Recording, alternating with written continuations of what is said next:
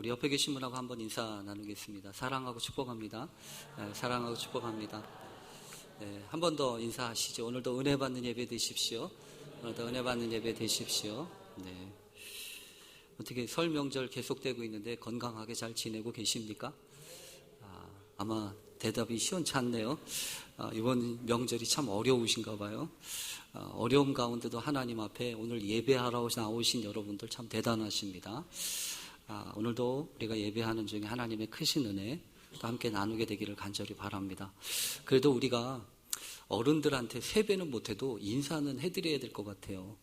우리 원로 우리 장로님들과 또 우리 70 넘으신 어르신들 여기 오셨죠? 잠깐만 일어나 주세요. 잠깐만 일어나 주세요. 우리 원로 되시는 우리 70 되시는 이상 되시는 분들입니다. 우리 교회가 이제 3분의 2 이상이 원로 되시는 분들이에요. 이분들이 원로 되시는 분들이에요. 그래도 우리 예배 자리에 참여하신 우리 어르신들에게 우리가 박수로 한번 우리 올 한 해도 건강하십시오. 올 한 해도 하나님의 은혜 가운데 계십시오. 네, 감사합니다. 네, 제자리에 앉으세요. 네, 감사합니다. 그런가 하면 우리 또 교회 학교 친구도 우리가 격려 안 할 수가 없지요. 우리 아동부하고 또 우리 중고등부 요즘 아이들이 참 건강하게 얼마나 귀한지 몰라요. 우리 아이들 한번 잠깐만 교회 학교 친구들 잠깐만 일어나 주세요. 아동부, 중고등부, 중고등부만 먼저 일어나 주세요. 네, 우리 아동부, 중고등부 이쪽은 아동부가 앉아 있고 이쪽은 중고등부가 앉아 있는 것 같아요. 애들이 이렇게 같이 안 와요. 여기 이쪽은 중고등부. 이렇게 보시면 아시겠지만 아동부에서 중고등부로 많이 올라가가지고 중고등부 친구들이 많아졌어요. 우리 한번 예배 참여하신 우리 아동부, 중고등부 친구들 한번 환영의 박수 격려하겠습니다. 네, 감사합니다. 네, 감사합니다. 네, 제자리에 앉으세요. 그리고 우리 또 청년들을 또 우리 얘기 안 할 수가 없죠. 우리 청년들 우리 교사로 또 여러 가지 애쓰시는데 청년들이 사실은 교회 활력을 불러 일으켜야 돼요. 그래서 청년들 찾아볼 수 없는 교회가 아니라 보이는 데마다 청년들이 있고 또 여기도 저기도 청년들의 흔적들이 있고 그렇게 활발해지는 올 한 해가 됐으면 좋겠습니다.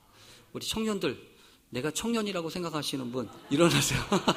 내가 청년이라고 생각하시는 분 왜 없어요? 청년이 이런 청년들이 더 어디 갔어요? 청년들 잠깐만 일어나 주세요.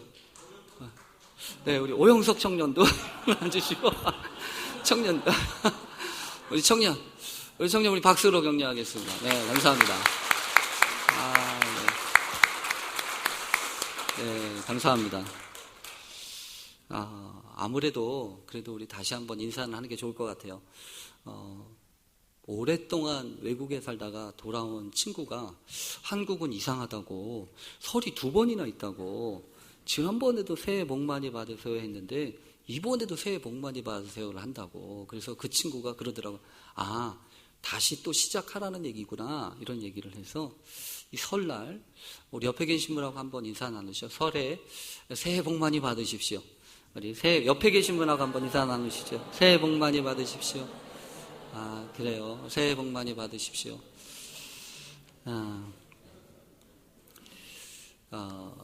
올 한 해도 여러분 새해 복 많이 받으십시오.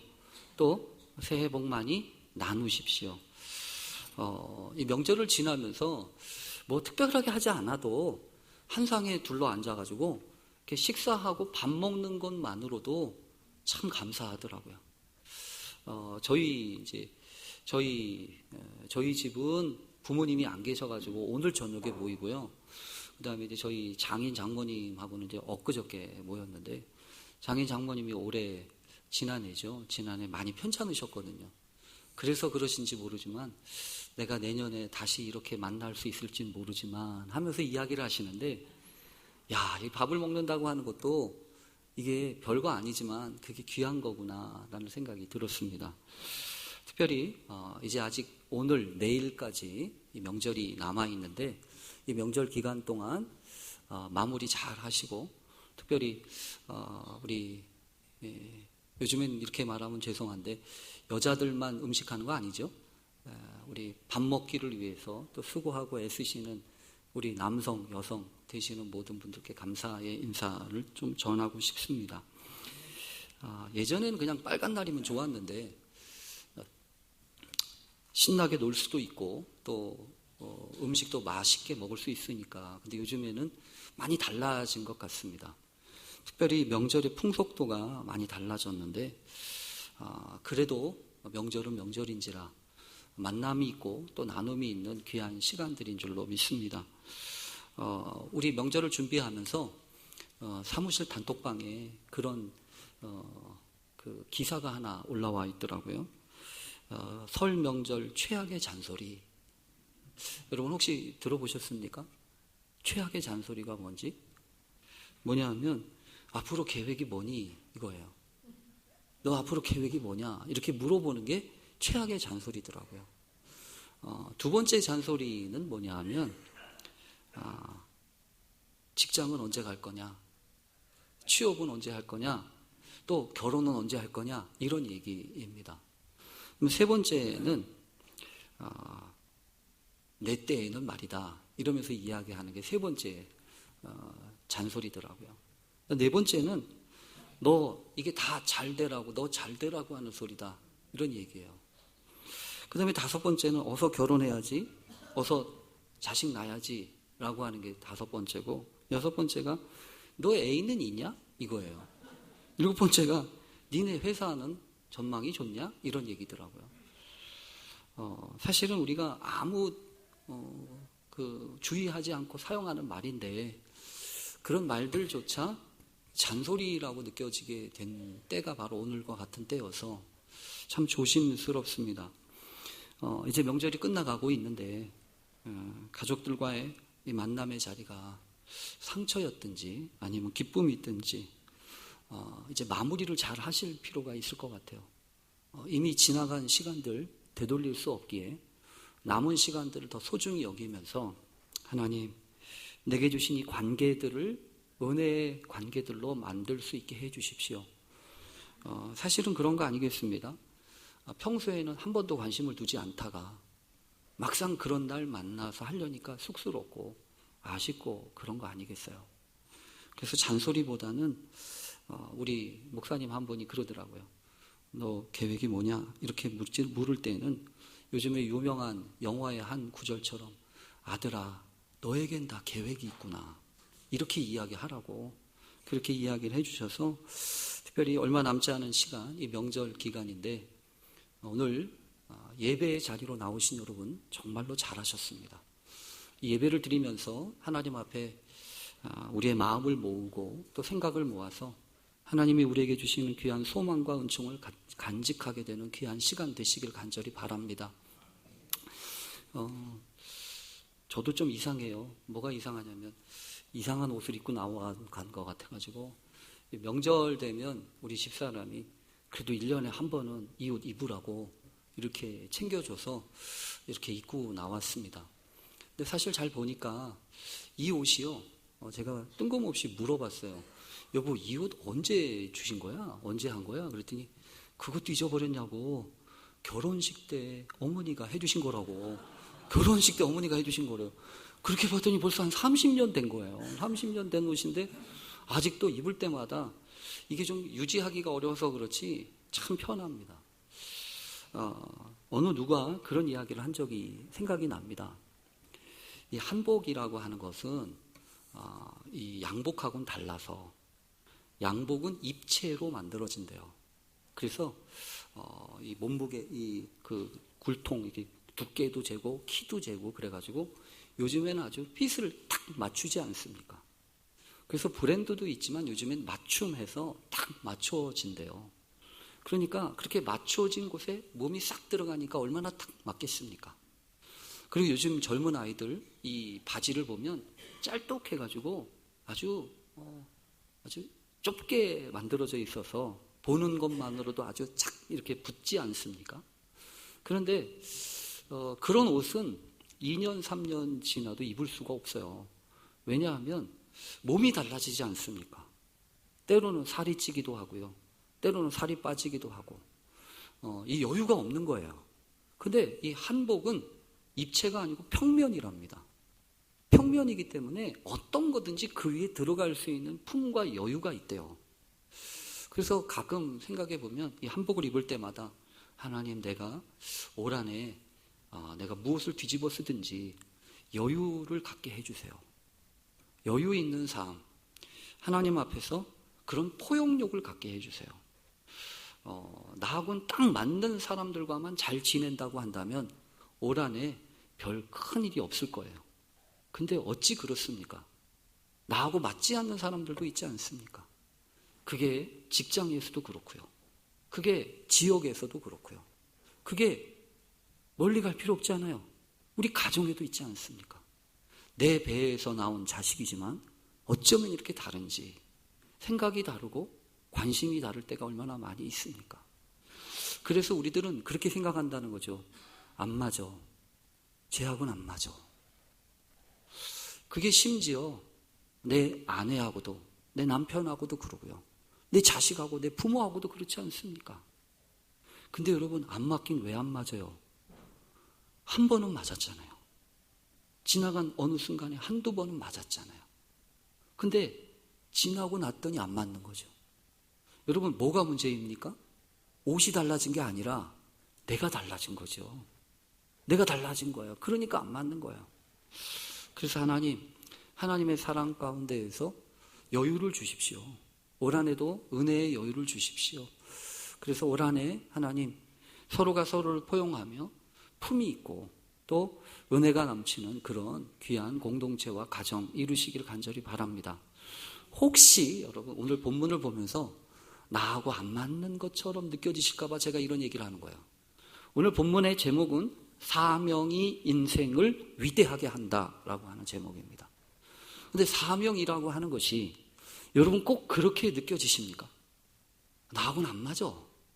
나한테 무슨 사명, 그렇게 거창하고 대단한 거 필요 없다고 이렇게 혹시 얘기하시고 생각하시는 분이 계십니까? 오늘 본문 특별히 마태복음을 마지막 끝내는 본문입니다. 지난주에도 말씀을 드렸지만 어떻게 하다 보니까 마태복음의 본문 말씀, 마태복음을 쭉 이어서 나눈 말씀이 오늘이 166번입니다. 그러니까 52주를 따져도 3년 하고도 10번이 지났습니다. 그러니까 3년이 벌써 지난 거죠.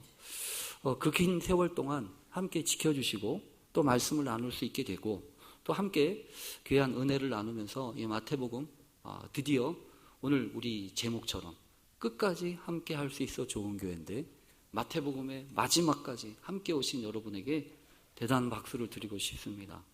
앞으로도 이 복음 말씀 이어지는 이 주일 오후 예배, 주일 오전 예배 이 말씀을 위해서 좀 기도해 주시면 좋겠습니다. 다음 주 잠깐 은급주일이기 때문에 특별한 말씀을 나누고 그리고 2월달 둘째 주일부터 또다시 이어지는 말씀으로 함께 나누게 될 예정입니다.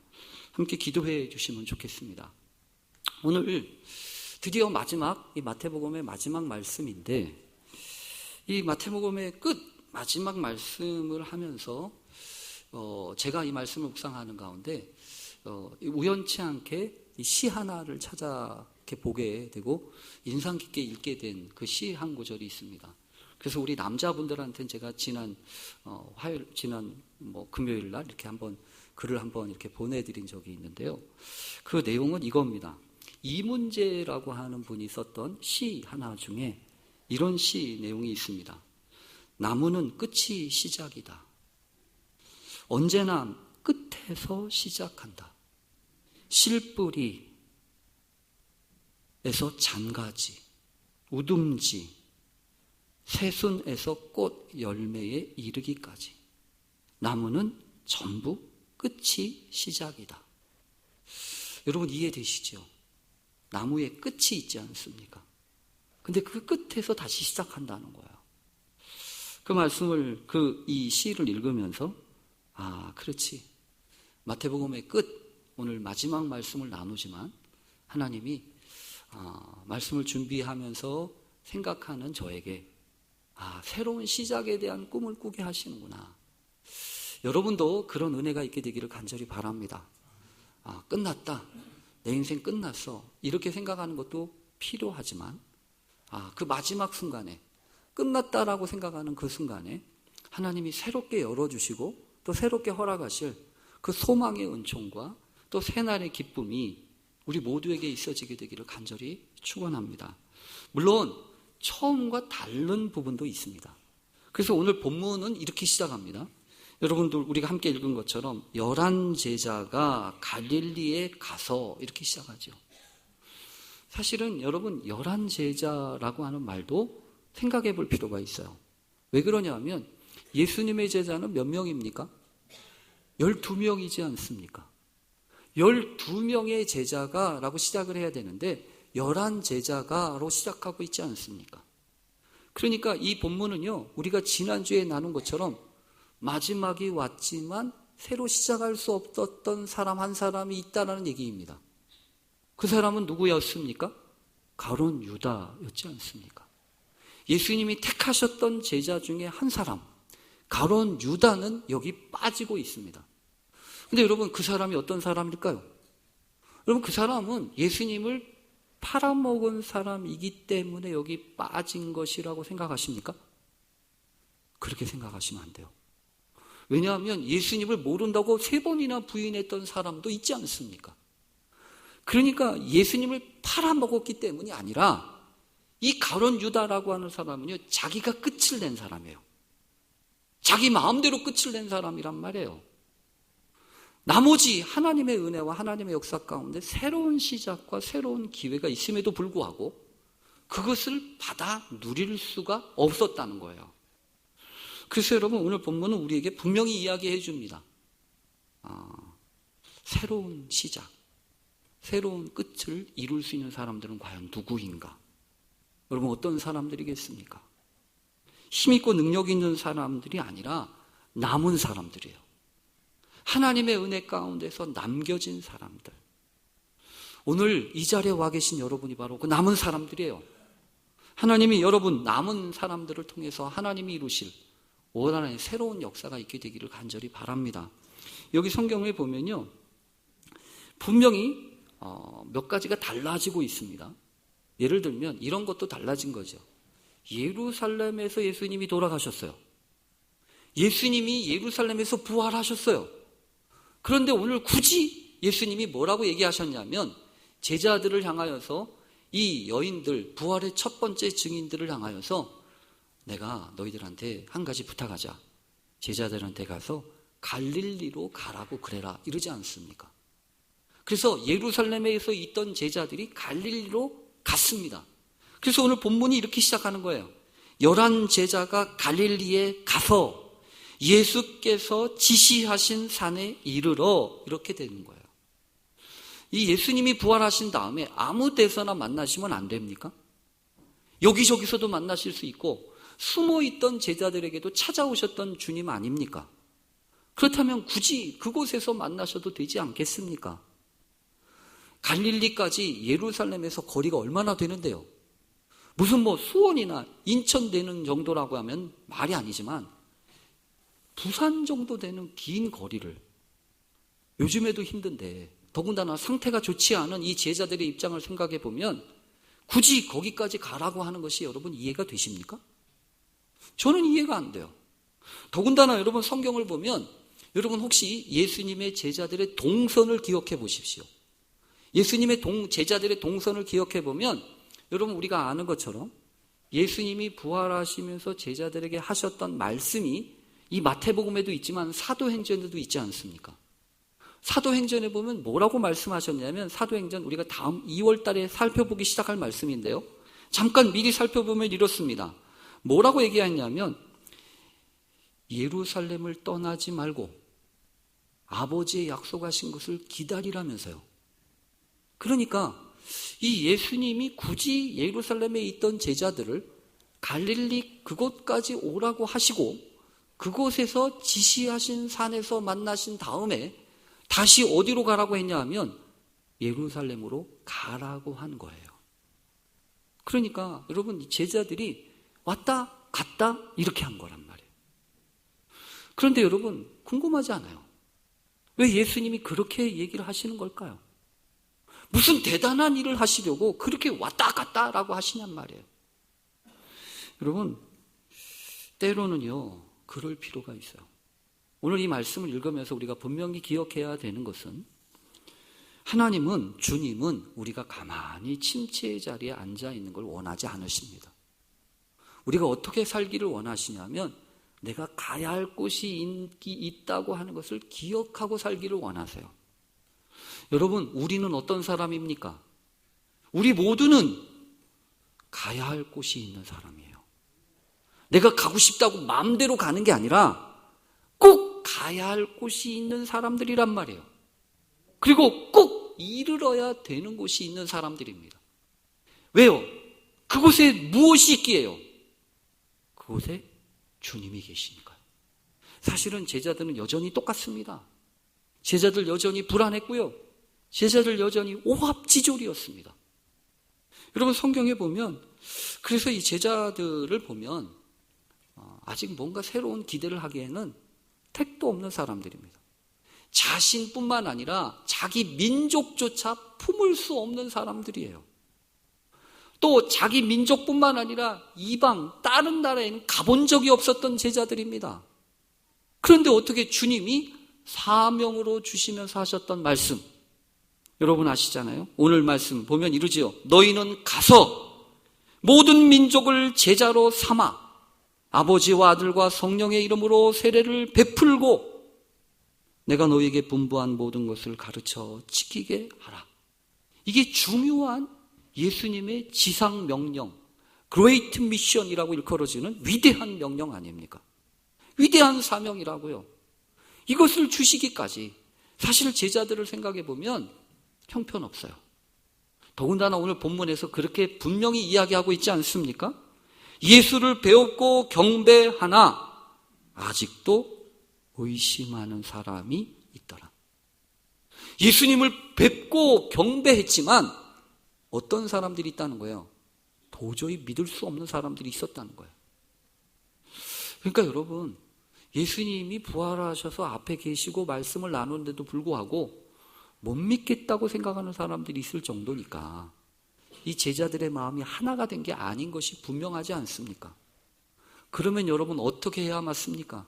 너 빠져, 너 빠져, 믿지 않는 놈 빠져, 이렇게 하고서 믿는 사람들한테만 사명을 주셔야 되는 거 아니에요? 근데 오늘 본문은 그렇게 안 돼 있다는 거예요. 아직까지 의심이 남아있고 아직까지 염려가 남아있고 아직까지 믿지 못한 마음이 있지만 주님이 그들을 향하여서 사명을 주셨다는 거예요. 여러분 기억하십시오.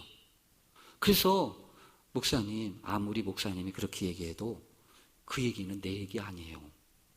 딴 사람 얘기지. 이렇게 생각하시면 안 돼요. 오늘 이 본문의 이야기는 아직도 의심하고 아직도 걱정스럽고 아직도 하염없이 연약하고 부족하다고 생각하는 우리 모두를 위해서 주시는 말씀이에요. 왜요? 왜 그럴까요? 사명이 그 사람을, 인생을 위대하게 하니까요. 여러분, 우리는 어떻게 생각합니까?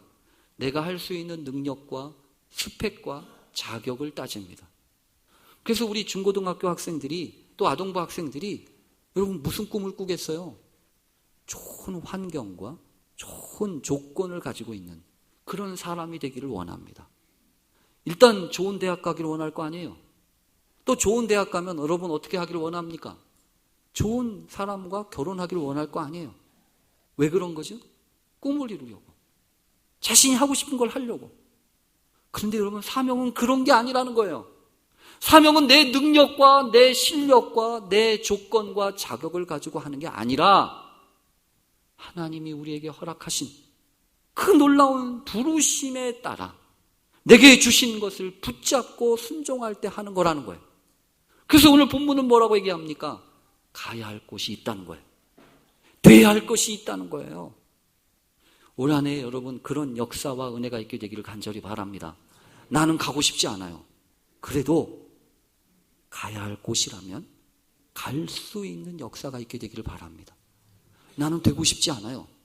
그래도 하나님이 되게 하신다면 하나님, 내가 그렇게 될 수 있는 은혜가 있기를 간절히 바랍니다. 왜냐하면 그게 사명이니까요.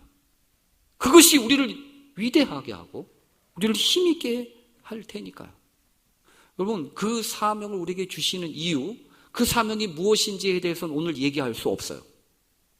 가라! 모든 민족을 제자로 삼아라! 아버지와 아들과 성령의 이름으로 세례를 주어라! 그리고 내가 너에게 분부한 모든 것을 가르쳐 지키게 하라. 이 네 가지 사명과 관련된 것은 오늘 대단히 죄송하지만 말씀을 못 드려요. 궁금하시면 다음 주에 오세요. 그 말씀에 대한 이야기를 나누려고 준비하고 있는 게 이 다음에 이어지는 말씀들이에요. 근데 오늘 꼭 얘기 드리고 싶은 게 있어요. 두 가지예요. 이 말씀과 이 사명을 주시면서 하셨던 앞에 있는 얘기, 뒤에 있는 얘기를 드리고 싶어요. 이어령 선생님이 했던 이야기 중에 가방과 같은 사람, 보자기와 같은 사람, 두 종류의 사람을 이야기한 것을 기억합니다. 가방과 같은 사람이 있대요. 가방과 같은 사람이란 여러분 이런 거 아니겠어요? 네모난 가방 있죠? 네모난 가방이 있으면 어떻게 됐든 좋은 가방이 됐든 나쁜 가방이 됐든 그 가방에 들어가는 것만 담을 수 있어요. 그렇지요? 그 가방에 들어가는 것만 담을 수 있잖아요. 그게 가방과 같은 사람이에요. 근데 이호령 선생이 이야기하는데 보자기 같은 사람이 있대요. 보자기라고 하는 건 여러분 아시잖아요. 우리 옛날 어르신들이 보자기 이렇게 해가지고 거기에 이것도 넣고 저것도 넣고 어떻게 하죠? 질끈 묶어내면 다 싸져요. 근데 이어령 선생이 하는 얘기가 그거예요. 우리 한국 사람은 가방과 같은 사람 가방 들고 다니지 않았다는 거예요. 보자기 들고 다녔다는 거예요. 그 보자기에 이것저것 다 넘어서 짊어매고 жил머지고 갔다는 거죠. 그래서 여러분 그런 것 같아요. 보자기의 영성이 필요해요. 우리에게도 뭐가 됐든 이것저것 다 담아서 징긋 둘러매고 뚝 매면 갈 수 있는 거거든요. 오늘 우리에게 주시는 이 주님의 말씀이 여러분, 여러분이 가지고 있는 가방에 들어갈 수 있나 없나 그거 따지지 마십시오. 우리는 가방 가지고 다니는 사람이 아니고 보자기 가지고 다니는 사람이라고. 그 보자기가 무엇인지 오늘 앞부분과 뒷부분에 있는 말씀 한 가지를 붙잡아야 돼요. 그걸로 엮으란 얘기입니다. 그 앞부분에 있는 게 뭔데요? 오늘 성경에 보면 있지요? 주님이 네 가지 사명을 주시기 전에 하셨던 말씀. 첫 번째는 이겁니다. 하늘과 땅의 모든 권세를 내게 주셨으니. 첫 번째 끈은 이거예요. 하늘과 땅의 모든 권세를 내게 주셨다고 하는 거예요. 우리가 살면서 참 답답하고 힘든 거는 내 마음대로 안 되고 내 뜻대로 안 되고 이 권세의 문제 아니에요? 권위의 문제 아니에요? 집안에 가면 여러분 생각해 보세요. 집에 가면 어머니, 아버지가 권세를 가지고 있어요. 또 어디를 가면 나보다 힘센 사람이 권세를 가지고 있다고. 근데 여러분 오늘 성경은 뭐라고 얘기하죠? 하늘과 땅의 권세를 주님이 갖고 계시다고요. 역사의 주관자가 되시는 분은 오직 주님뿐이라는 거예요. 그러니까 우리가 봐야 되고 바라봐야 되고 우리가 관심 가져야 되는 거는 환경이 아닙니다. 누가 지금 패권을 잡고 있느냐 이게 아니에요.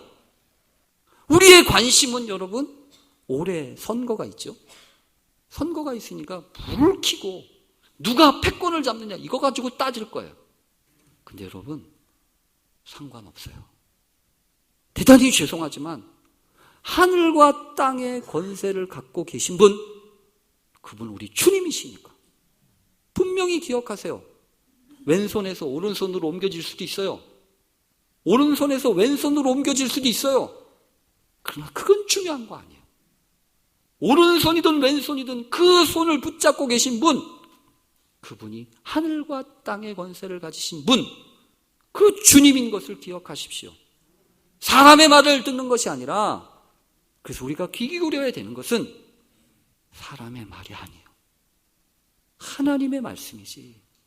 우리를 향하여 부르시고 초대하시는 그 하나님의 말씀이 무엇인지 가야 할 곳이 있다면 가야 합니다. 서야 할 곳이 있다면 서야 합니다. 남들 따라가지 마십시오. 하나님의 부르심 앞에 서십시오. 그게 사명으로 살아가는 첫 번째 길입니다. 마지막 쪼맬 수 있는 마지막 말씀은요. 여기 이랬어요. 볼지어다 내가 세상 끝날까지 너희와 항상 함께 있으리라. 아멘이에요. 여러분 세상의 모든 것들은 다 유효기간이 있어요. 그렇잖아요. 아무리 맛있는 것도 그래서 여러분 가끔 보면 냉장고 열어보면 나도 모르게 몇 년 지난, 유통기한 지난 것들 얼마나 많이 쏟아집니까? 살다 보면 유통기한, 유효기간이 있다고요. 사람이 하는 거에는 그래요. 근데 주님이 하십니다. 언제까지요? 세상 끝날까지요. 세상 끝날까지 항상 좋은 때나 나쁠 때가 아니고 사람은 그래요. 사랑할 만하면 사랑합니다. 그렇지 않아요. 사랑할 수 없으면 사랑할 수 없는 게 세상이에요. 그럼 부부도 마찬가지예요. 그러나 주님은 우리에게 말씀하십니다. 세상 끝날까지 항상 좋은 때나 나쁜 때나 힘들 때나 연약할 때나. 그래서 올 한해 여러분 사명을 붙잡는 사람은 이런 사람들이에요. 주님의 인도하심과 주님의 부르심과 주님의 능력으로 살아가라는 거 아니겠습니까? 내 능력과 내 스펙으로 하는 것이 아니라 하나님이 주신 은혜의 스펙 가지고 믿음으로 은혜로 감당할 때 올 한해도 이 모든 감당하기 어려운 사명들을 감당케 되는 은혜의 역사가 있게 될 줄로 믿습니다. 그런 믿음의 길을 가는 우리 모두 되실 수 있기를 간절히 축원합니다. 아멘. 기도하겠습니다. 하나님 아버지, 인생의 가장 복되고 귀한 날 언제입니까? 내 사명을 발견한 그날 아니겠습니까? 하나님, 오늘도 우리를 부르셔서 이 땅에 존재하는 모든 것들 그냥 우연하게 존재하는 것이 아니라 하나님의 뜻 가운데, 하나님의 계획하심과 섭리하심 가운데 보내셨사오니 마지막 주님 부르시는 그날까지 강건하게 하시고 힘있게 해 주시기를 간절히 원합니다. 우리 사랑하는 교우들, 명절을 지내며 사랑하는 가족들과 또 사랑하는 이들과 함께 사랑을, 은혜를 나눕니다.